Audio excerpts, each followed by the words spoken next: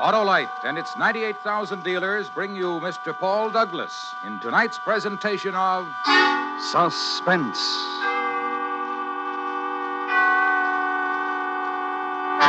Tonight, Autolite presents the exciting report of one man's efforts to prevent a national tragedy. It is based on fact, with only names and places changed. The story is called Man Alive. Our star, Mr. Paul Douglas.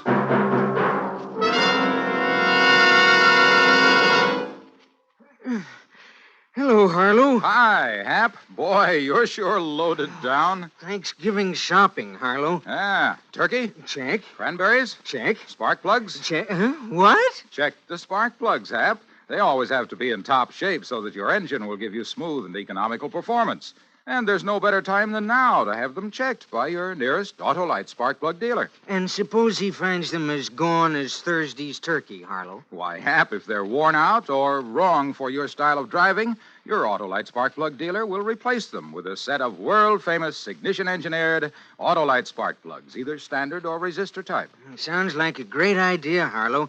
Where do I locate my Autolite spark plug dealer? Why, Hap, just phone Western Union by number and ask for Operator 25. She'll gladly tell you the location of your nearest Autolite spark plug dealer. And remember, from bumper to tail light, you're always right with Autolite. And now, Autolite presents Man Alive, starring Mr. Paul Douglas, hoping once again to keep you in suspense. You may have seen the name, Man Jackson. I run a column of saucy chat and unimpeachable rumors in the San Francisco Express under the heading, what else? Man Overboard. It's got little paragraphs, you know, man among men, that's the sports section, and man's best friend, so forth. Well, beginning today, I've got a new department called Man Alive, just because I'm so lucky I am. Last night, I let my secretary off at 5:30 so she could go and do some Christmas shopping, although I've told her repeatedly that all I want this year is money. Well, the fog was rolling in off the bay, and it was bitter cold as I came out in the street, so it seemed like the night for a spaghetti dinner and some pleasant Italian hospitality. Down at Mama Caruso's restaurant on the Embarcadero opposite the ferry building. But Mama Caruso had more than hospitality on her mind when she met me at the door. Oh, Mr. Jackson, I'm so glad to find you. I'm just calling your office. Oh, what's the trouble, Mama? Somebody been stealing ravioli? Please, it's my cousin Tony. They tried to kill him. Oh, what happened, Mama? Come on, Mr. Jackson. I make Tony tell you. He does not feel so good, but he can talk all right. You gonna see. She led me to the back of the restaurant, to the table where the family generally sits. The family tonight was a man, small to start with, but even smaller, hunched down in his chair, miserably staring, unseeing, into a glass of wine. On the table in front of him was a battered old concertina. The top of his head was swathed in a clean new bandage. Sit down, Mr. Jackson. Go on, sit down. This is my cousin, Tony Colucci. Tony is my good friend, Mr. Man Jackson. Hello, Tony. Hello. Go on, Tony. You tell Mr. Jackson what's happened on you. Well, I'm on the boat. Yeah, what boat? The ferry boat, the Oakland ferry boat. Don't you never hear my music on the boat? Oh, you play the concertina on the ferry ride. Sure. But no more. Tonight, they tried to kill me. Well, you play pretty well, don't you, Tony? I play perfect. What's the matter? Some people don't like it, I guess. Tonight, on the 6 o'clock boat. Oh, boy. Tonight on the 6 o'clock boat, what? Well, I play inside the first by the sandwich place, and everybody say, oh, boy, Tony, you good. You play good. Play some more. 10 cents here, 5 cents, 2 quarters even. And then I go upstairs. Oh, boy.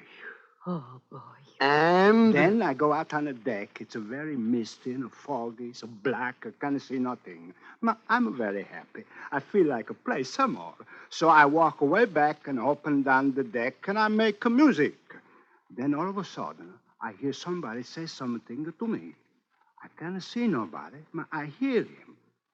And what do you think he said to me? Bravo, Tony? No. I have no idea. What did he say? Yeah. What? He say, Cospador. Cuspador, as in barrooms? Cospador. Well. So I say back on top of him, Cospador. I still can't see nobody, so then I hear him say, is that you play, Boris? So I get mad. I said, no, I don't play Boris. I play Pagliacci, Butterfly, Flatosca, Trovatore, but I don't play Boris.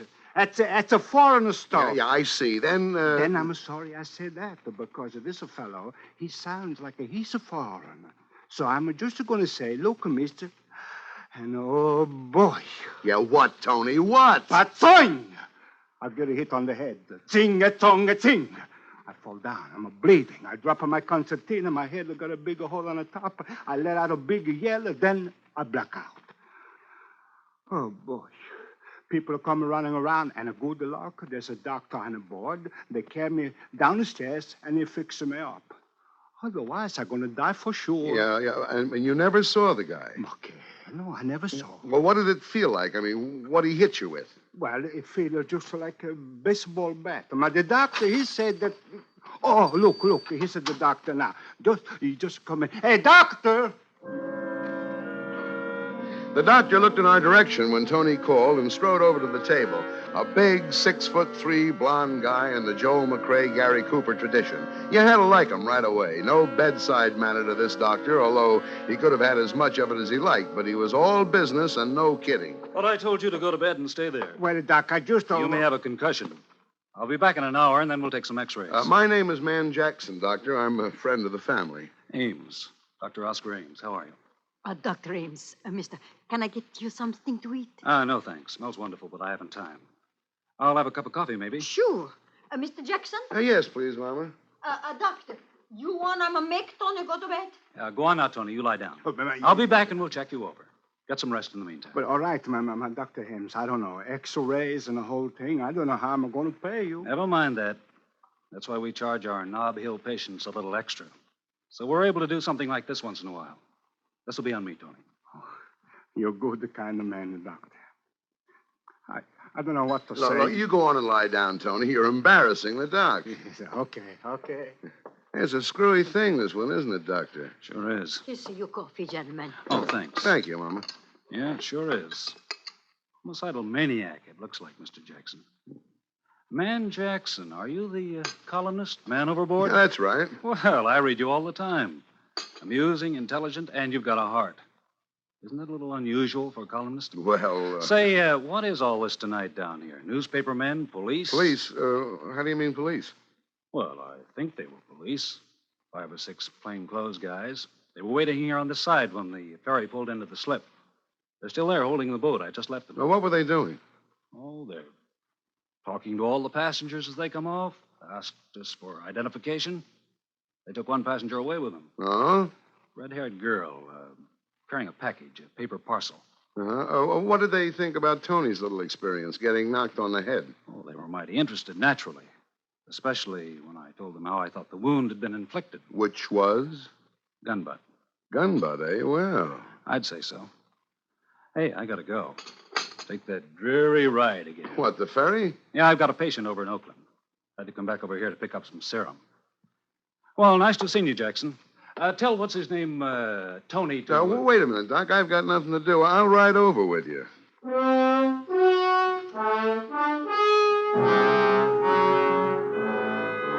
We crossed the street, went into the ferry building. Everything was normal enough in the main waiting room where I stopped to buy cigarettes and a pocket flashlight. But outside on the dock where the Oakland boat was waiting to take off, there were a number of extra characters whom you wouldn't think would have chosen a dismal, chilly night like this for waterfront lounging. There wasn't anybody I knew, and in any gathering of plainclothesmen, local variety, I generally spot 1 or 2 familiar faces. But Dr. Ames and I got aboard, followed by 3 of these gentlemen. The broadest one, who was built for endurance, exchanged pleasantries with us as the boat moved out into the water. Hello, Dr. Ames. I see you didn't miss a boat. Like the old saying. No. Oh, you're one of the fellows I talked to before when we landed. Yeah, that's right. I don't think I got your name. Connolly. This is Mr. Jackson. Yeah? Would that be Lieutenant Connolly or Sergeant, maybe? Just Connolly, no special title. How's a little fella doing, Doctor? Colucci. Tony? He's under care. He, talk anymore? Say anything interesting? I didn't talk to him. Mr. Jackson here did. Oh? Really? Really. Now, what do you have to say? Well, you see, I'm an old friend of his family. What he told me was in confidence, and I'd really have to know a little more about who I'm telling his secrets to. I see. Jackson, your name is? Still is. Nice to meet you, Gospodin. Господин? Means nothing to you, huh? It might. Yeah, it might. Господин sounds like another word. Somebody might think you said cuspidor. It's very funny. You gonna stay out here on deck? Well, we haven't made up our minds. Is that okay? Ought to go inside, have a little coffee at the snack bar. Comfortable. Ride's over before you know it. Out here, it's foggy, wet, and miserable. Well, I'm going in. I'll see you later. Goodbye, Doc. Well, maybe he's right. Although I must say he's not my favorite man in the world, that Mr. Conley. It is strictly pneumonia weather out here on deck. Shall we go in? No, not just yet for me. I think I'll stretch my legs a little. Dr. Ames, where was it that Tony got conked? On the upper deck, I know, but which side? We've turned around now, starboard. Just about directly above where we're standing. Yes, right about... Doc, don't point. Our friend Conley and his boys are on their way out to see us again. No, they went back in. You think they're as mysterious as they seem? Oh, definitely that. You know what made them turn back just now? Decide it wasn't necessary to check whether we were still here? No, what? Our cigarettes. They can't make us out here. It's too dark, but they can see two lighted cigarettes. I'd like to get up there on that upper deck. Looking for tomorrow's column, huh? You want to get up there and nose around where Tony was, is that it? Well, that's the idea, but those mugs I've got in it. there... Hand me your cigarette. I'll smoke them both a yard apart. When they check, we'll both still be here. Masterful thinking, Oscar. Go ahead. I'll be here.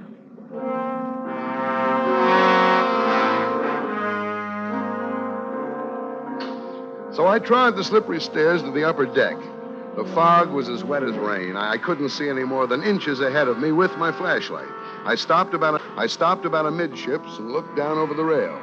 Dr. Oscar Ames and his two cigarettes, tiny red dots of light, were almost directly beneath me.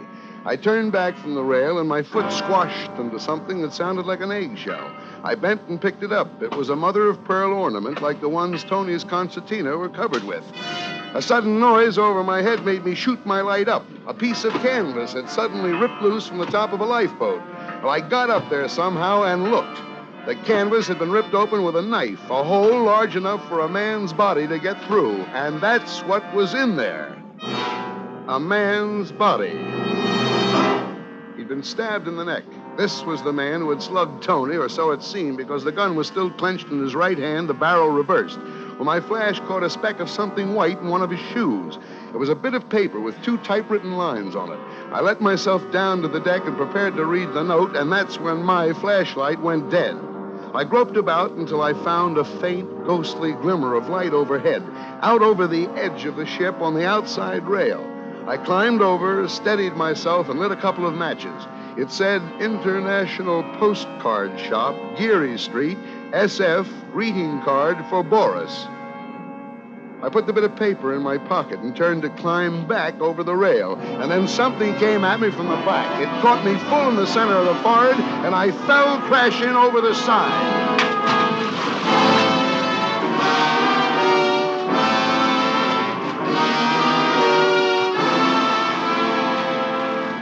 They tell you a lot about what you remember when you're going down for the third time. You know what I remembered? I remembered that Господин is Russian for comrade.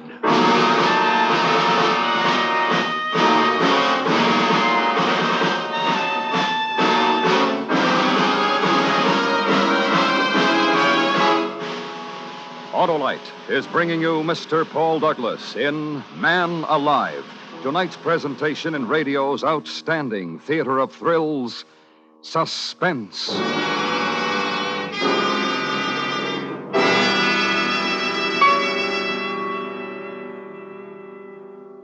Well, Hap, let's talk turkey. Okay, Harlow, gobble away. Well, I say give the bird to worn-out spark plugs and replace them with a set of ignition-engineered Autolite spark plugs. Like the amazing Autolite resistor spark plug, for example. You can really crow about that, Harlow. Yes, sir, Hap, because the Autolite resistor spark plug is the greatest advancement in spark plugs for automotive use in the past 20 years. You see, the Autolite resistor spark plug has something extra, and that's the exclusive Autolite built-in 10,000-ohm resistor. Because of this exclusive extra, Autolite resistor spark plugs give you such outstanding advantages as smoother engine performance, quick starts, and double life under equal service conditions. And the Autolite resistor spark plug is only one of a complete line of ignition-engineered Autolite spark plugs for every use. So see your Autolite spark plug dealer soon. And remember, from bumper to tail light, you're always right with Autolite. And now, Autolite brings back to our Hollywood soundstage Mr. Paul Douglas in Elliot Lewis's production of Man Alive, a dramatic report well calculated to keep you in suspense.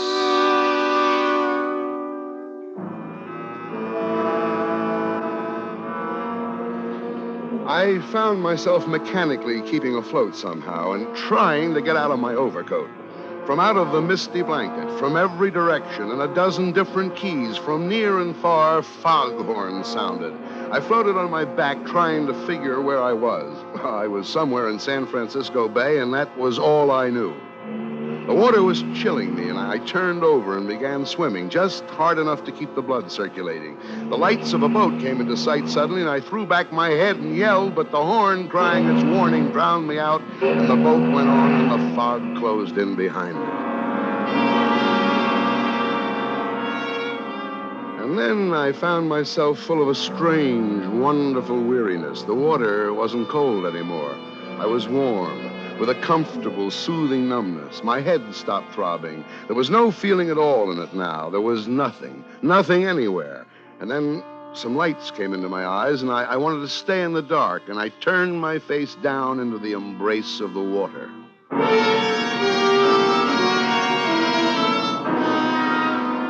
And then I wasn't where you'd expect at all. I was lying on a baggage truck that was moving. People were crowding around, walking beside the truck, staring at me. The guy in uniform wheeling me noticed I had opened my eyes. Well, hello, pal. Welcome back to the United States. Well, hello. What part of the United States? Just landing in Sausalito. Well, we're taking you over to the hospital. Sausalito.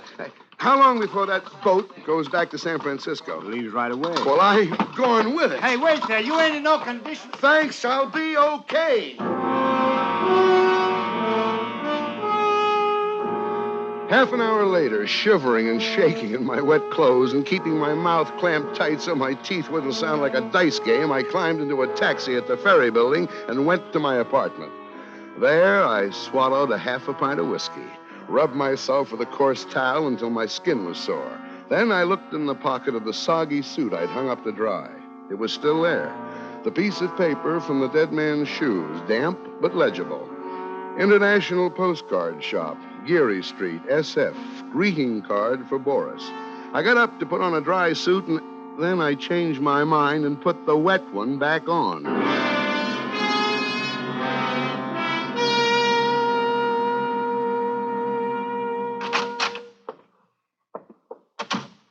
Good evening. Good evening. Are you the proprietor here? That's right, sir. 6 years at the same location. Oh, my goodness, is it raining out? You really got Dowsing, yes, I did. A nice collection of postcards. Oh, from all over, eh? South America, every place. I pride myself on having the most complete possible selection. Was there something you had especially in mind? Yes, there was. Oh?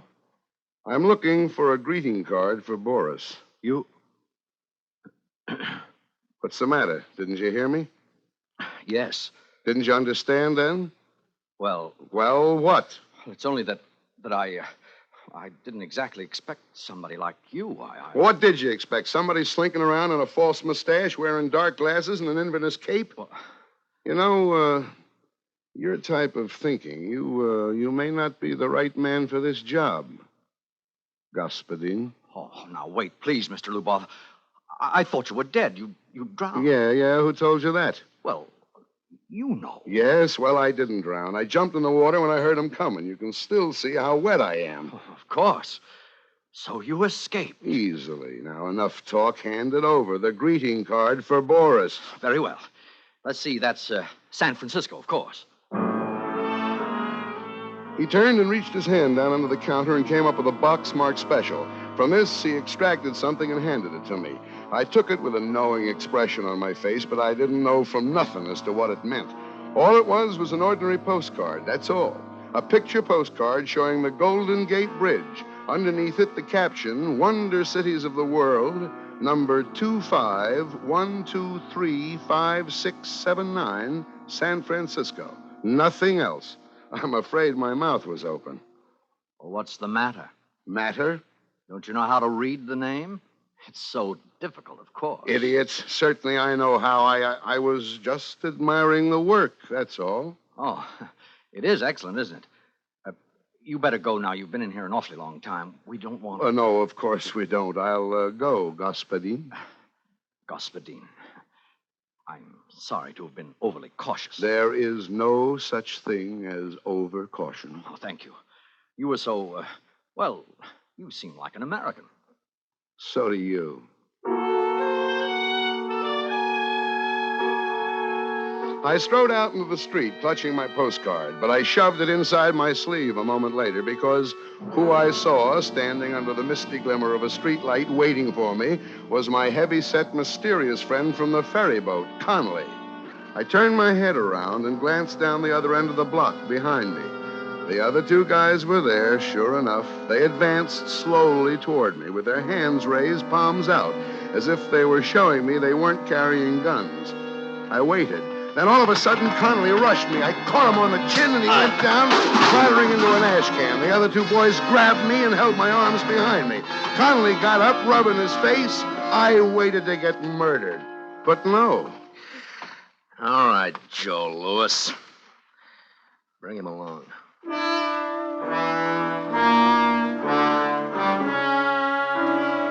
And so they did. We didn't go far, just around the corner to a little hamburger place that had a sign in the door saying closed, although there were lights inside. Conley knocked on the door, and a fellow with an apron came and opened it and locked it after us. Conley gave him a nod, and we sat down at a table while he brought us coffee. Well, Jackson, we've checked on you. You seem to be okay. You stand in good with the department, friend. What department would that be, friend? This department. Huh? Government. Oh. Now, maybe you can help. Anyhow, we don't want you going around making a noise and messing it up for us, so here it is. I'm all ears. Ever hear of a man called Boris Kargamensky? No. Well, not many people have, even in Russia. Boris Kargamensky is the top Soviet agent in America. He's the head man. He organizes and runs everything for him here. I see. Now, he came to this country 7 years ago and vanished. We've been trying to find him ever since. False passport, of course. That didn't help. There's nothing anywhere on Kargamensky. No pictures, even in Russia. No fingerprints, nothing. Every lead we had, dead end. And then last week... Well, go ahead, drink your coffee. No, it's all right. I'm too interested. Last week, we heard that another agent, an important little guy named Lubov, was on his way to San Francisco and that he would definitely have to contact the big gun, something to do with the Chinese war business that only Kargamensky's big enough to handle. Well, our man tailed Lubov all the way out here and then lost him at the Oakland ferry. That didn't bother us very much. He called us and we were waiting on this end. But in pulls the ferry and no Lubov. Lubov was the dead man in the lifeboat. That's right. He must have been up there waiting to be contacted. And he heard Tony and his concertina, thought that this might be it. Then when he realized he'd made a mistake and uncovered himself, he conked Tony on the head. Right. And his Soviet contact got scared and stabbed Lubov. So now we're back where we started. Every passenger on the ferry was okay. And... What's that you're looking at? A picture postcard. I found a message on Lubov about the International Postcard Shop and a greeting for... Hey! A greeting for Boris Kargamensky. Here, let me see that. I bulldozed the guy into the shop into letting me have it. It looks like nothing, just a picture, but he said I could read the name. Golden Gate. Now, give me it. These numbers. Wonder Cities of the World, number 2512356679. Wait a minute. What? Well, print out the guy's name, Boris. B-O-R-I-S. Leave a space. Yeah. K-A-R-G-A-M-E-N-S-K-Y. Now put numbers there. Wait a minute now. The top number's 9. All right. Now put 1, 2, 3, 4, 5 over Boris. Yeah? Then start again. 1, 2, 3 up to 9 over Kargamensky. Uh-huh. 9. Yeah. All right, now? Let's see the postcard. 2, 5, 1, 2, 3, 5, 6, 7, 9. Okay. What's 2? 2 is O. 5? S. O, S. Now Kargamensky. 1, K. 2, 3. A. R. O, S, K, A, R. Oscar. Well, I guess we know the rest of it. 5, 6, 7, 9. A, M, E, S. Ames, correct? Correct. Oscar Ames. Dr. Oscar Ames. What? I was just thinking. He was worried about me catching pneumonia.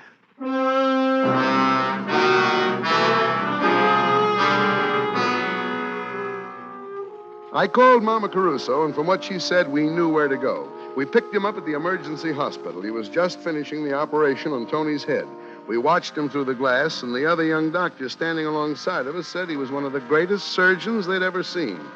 When he unrolled his gloves and took off his operating mask, he looked up and saw me, alive, and the other boys with me. His scalp tightened for just a second, and then he smiled. It was when he reached into his bag that we rushed him before he could get the little red bottle to his lips.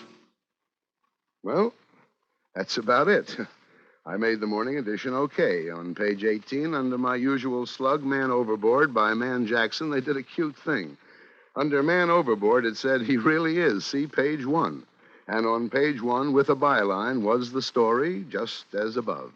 Complete with a photograph of Dr. Oscar Ames. A clean-cut, smiling, confident, typically American fellow. The caption said, Portrait of a Spy.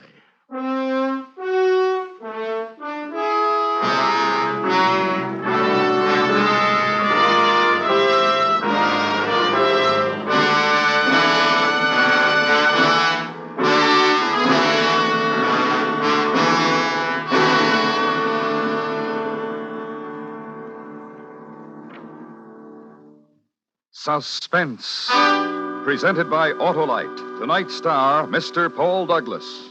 This is Harlow Wilcox speaking for Autolite, world's largest independent manufacturer of automotive electrical equipment. Autolite is proud to serve the greatest names in the industry. They are members of the Autolite family, as well as are the 98,000 Autolite distributors and dealers in the United States and thousands more in Canada and throughout the world.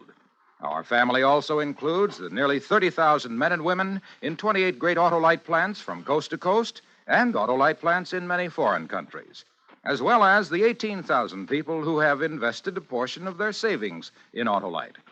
Every Autolite product is backed by constant research and precision built to the highest standards of quality and performance. So remember, from bumper to tail light, you're always right with Autolite. Next week, the story of two men who could really talk, a young man and an old man. Naturally enough, they were liars. They also happened to be bank robbers. The story is based on fact and is called The Big Heist. Our star, Mr. John Hodiak. The program will be heard on Suspense. Suspense is produced and directed by Elliott Lewis, with music composed by Lucille Ball. Man Alive was written for Suspense by William Spear. Featured in tonight's cast were Jeanette Nolan, Jay Novello, Fred Mackay, William Conrad, and Joseph Kearns. Paul Douglas will soon be seen in the RKO radio production Never Wave at a Whack with Rosalind Russell. Remember next week, Mr. John Hodiak in The Big Heist. This Thursday, Americans give thanks for all our blessings and especially our liberties. The Autolite family sincerely wishes you and your family a happy Thanksgiving. This is the CBS Radio Network.